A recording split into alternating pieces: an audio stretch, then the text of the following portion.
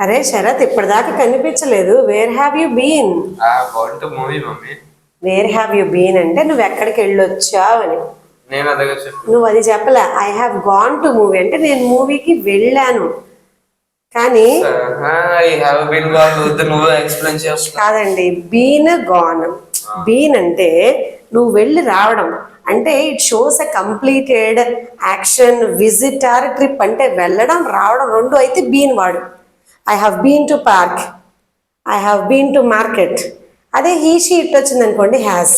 She has been to London, she has been to school. అలా వెళ్ళి వచ్చింది అని.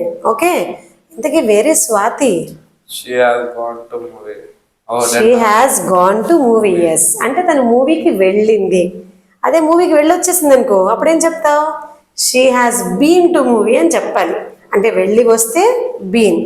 వెళ్ళిన కరెంట్ లొకేషన్ గురించి మనం మాట్లాడుతుంటే గాన్.